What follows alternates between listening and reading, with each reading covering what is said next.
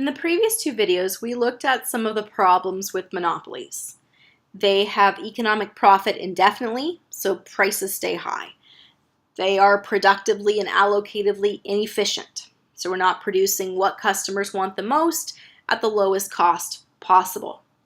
They intentionally produce less so they can charge more. And monopolies create income inequality, and they can do price discrimination, which is what the previous video looked at. So are there any benefits to having monopolies? Why do we allow monopolies to exist?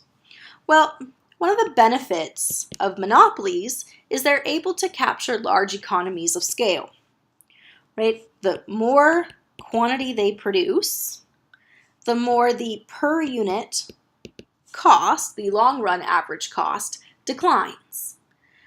And so remember, these are our natural monopolies. We like natural monopolies. They get bigger and bigger, and that makes the per unit cost go down. Natural monopolies exist when you have a high fixed cost or large startup costs. So we want those companies to get bigger and bigger. Instead of putting all of that cost into a handful of product, and then we'd be paying a higher price, we'd like it to be spread out among a large number of units. So when we think about like utilities, like our electricity and our heat, we want those companies to service a large number of customers so that individually we're paying less per unit. So we want to be able to capture those economies of scale. Now, we said before, how do you make sure that that low cost gets passed on to the customer?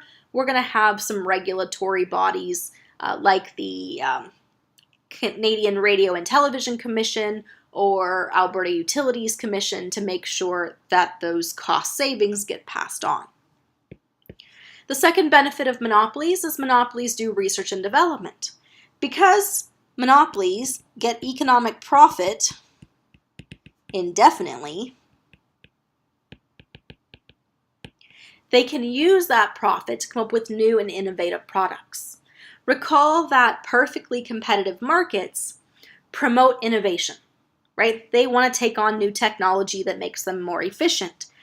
But perfectly competitive markets, they're not the ones coming up with the innovations. They're not coming up with new and better ways to do things. They're not coming up with new products. It is the monopolies and oligopolies who make that economic profit long term that are going to have the extra money to put into ideas that may or may not pan out. Okay, to come up with new pharmaceutical drugs, to come up with new technology. That's going to be done by monopolies. In fact, if we look at the most innovative companies, so this looks at 2011, the most innovative companies, you can see the industries that are the most innovative. And these are all industries that consist not of thousands of competitors, but of a handful of suppliers. These are industries that are oligopolies or monopolies. Pharmaceutical companies, petroleum companies, computer hardware, they do the most research and development. Why? Because they're making the most economic profit. So oligopolies and monopolies are where we get our innovation. The third benefit of a monopoly is that monopolies can afford to pay higher wages.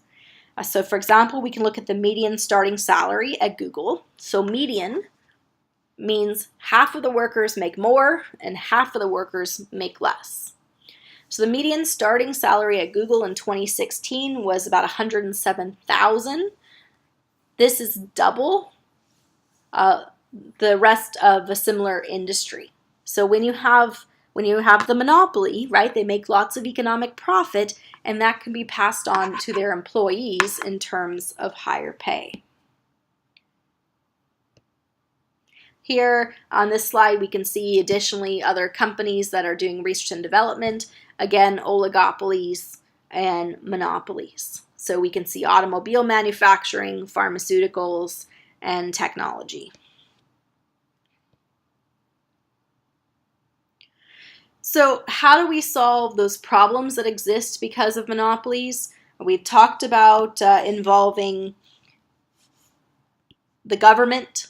So it's no longer that costless system. The government is going to be involved to make sure that if it's a natural monopoly, that lower per unit cost is being passed on to the customers in terms of lower prices.